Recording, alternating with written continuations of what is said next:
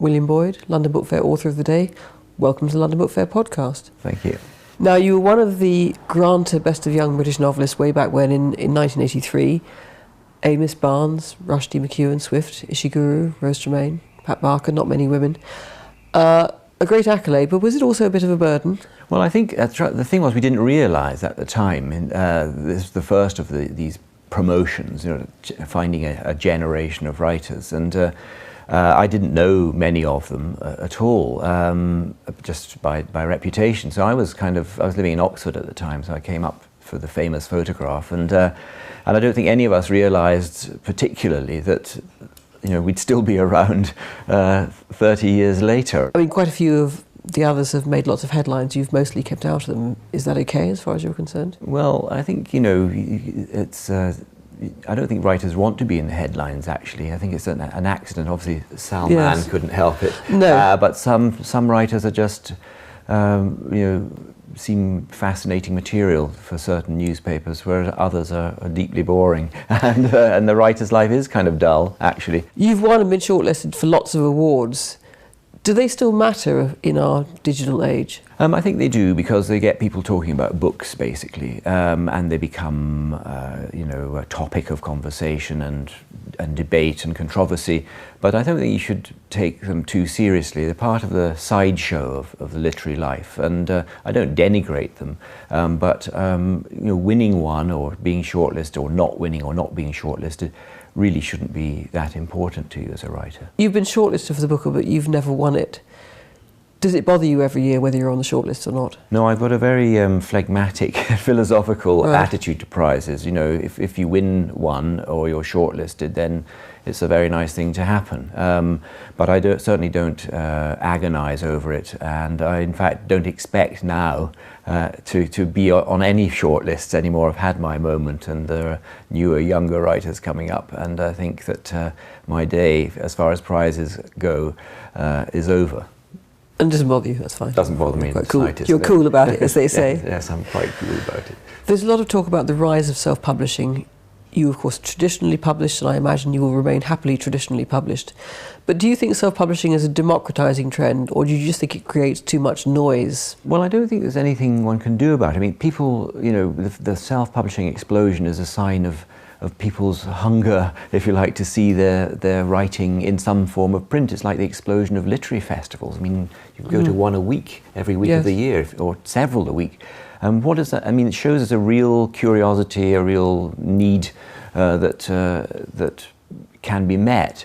But I don't think it's anything to worry about, because it seems to be that the people who are successful self-publishers then immediately want a proper publisher. Yes. It's maybe just another way into getting your book published in an orthodox way. I mean, very few successful self-published novelists, it seemed to me, continue on that road. They're nearly always snapped up by a proper publisher, who will then do the editing and the promotion and the marketing in a way that I think you just physically can't as a self-published writer. You began writing in the early 80s when advances were smaller, but authors had a longer time to develop their craft. Writers are allowed much less time now. Are they allowed enough time to develop as writers? Problem is that it is a job, it is a business as well as a vocation, and you have to pay the rent, and you have to earn a living.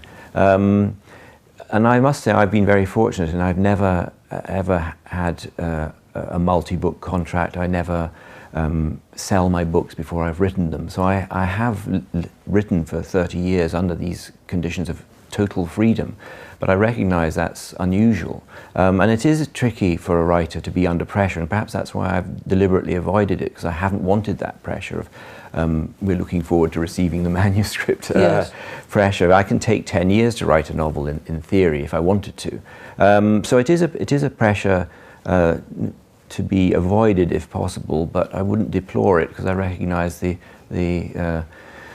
demands of a working life. Now, you're bringing Bond back to the 1960s. Did you think twice when you were asked to write a Bond novel? No, I didn't think twice. I said yes instantly. It was a very good time for me, because I just finished my own last novel, Waiting for Sunrise. So I was busy, but I wasn't writing a novel of my own. But I had written Waiting for Sunrise is a spy novel, and I've written 2 spy novels, and I'm sort of steeped in that world. I also knew a lot about Ian Fleming. I put him as a character in one of my own novels. Yes. And so it was just one of these wonderful serendipitous moments, and I said, well, yes, please, thank you very much. What's your favourite of the Bond novels? Casino Royale, maybe? I think my favourite Bond is actually From Russia with Love, because it's like a real spy novel. You know, it's a honey trap, and it's about agents and Russia and the Cold War. And I think the Bond novels that get a bit, you know, extravagant and gimmicky are my least favourite. The ones that have their feet firmly on the ground are the ones I like best. In fact, I like the much maligned Man with the Golden Gun, the last posthumous Fleming novel as well, because that's a real mission, you know, go to Jamaica and assassinate this man. So these are the ones that I favour, because, you know, my own novel is a straightforward mission for our most famous spy. So those are the ones that I like best. And I think From Russia with Love is in many ways is Fleming's most interesting novel. Do you think Bond became much less literary and therefore much less like the Fleming original? Well, I think that the difficulty is the Bond novels, in a way, maintain their integrity, but everybody's impression of Bond is diluted by the movies, and it's the movies that have changed the perception of Bond. When you go back and look at Fleming's novels, you realise that most of them were published in the 1950s. And that's what makes them so extraordinary. And you have to think, what must have been like reading Goldfinger in 1956 or whenever it was published? It must have been quite extraordinary. So the literary Bond, I think, remains quite true to himself. It's the cinematic Bond that has been taken in all sorts of directions that I don't necessarily approve of. But then that's the movies, you know. So the literary Bond is quite a distinct and clear-cut creation, I think. Of course, most people only know Bond from the films, really, don't they? Yes, I think it's interesting when you say to people, I'm writing a new James Bond novel, they say, you know, will Daniel Craig be in it? And you say, it's a book, not a film. But you realise that the films have so dominate people's thinking about 007 that you have to kind of make the point, no, there was a literary Bond long before a celluloid one. And the literary Bond is a fascinating creation. Can you tell us anything about what might happen to 007 in your novel? Well, I'm going to be really annoying. I mean, I'll tell you what I sort of allowed myself to say, and that you know, Bond was born in 1924. So in 1969, which is when my novel is set, he's 45 years old. So he's a mature, not to say, you know, experienced man. He's not the limber young agent that you might think. Mind you, Daniel Craig is exactly that age now. Yes. So you can still be in very good shape. Yes. So it's an older and wiser Bond, necessarily, because I'm following on the chronology of Fleming's Bond. But it's a real spy on a real mission. I think that was what I said I wanted to do to the Fleming family. Did you have fun doing it at the end of the day? Did you enjoy it? I really enjoyed it. No, I really had great fun doing it, but I decided, and you know, I think this is true of all the writers, that you can't do it lightly or complacently or frivolously. You really have to take it seriously, which is why I reread all the books you know, with a pen in hand and taking notes, and steeped myself in Bond's world. And you know, I again, as I said, I know a lot about Fleming, and I knew a lot anyway about the Bond novels. But it was just an interesting re-education, and I took all that information and applied it to my own version. Now, you're at the London Book Fair on the Monday. I imagine you've been before as an author. I've been to the book fair twice before, I think. And I like it very much, because even though it's vast, and it's always daunting for an author to go to a book fair, whether it's Frankfurt or the American Book Exchange, is that what it's called? Book Expo. Book Expo, yeah. Which is a sort of terrifying experience as you walk through hangar after hangar of publishers.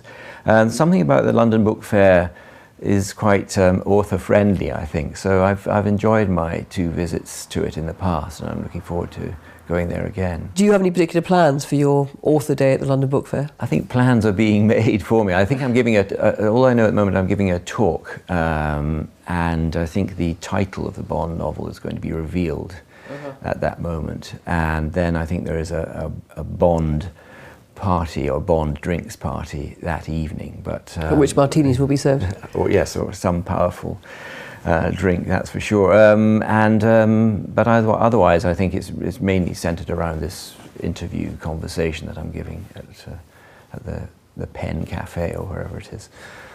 Well, the eyes of the world will be on you as you reveal the title.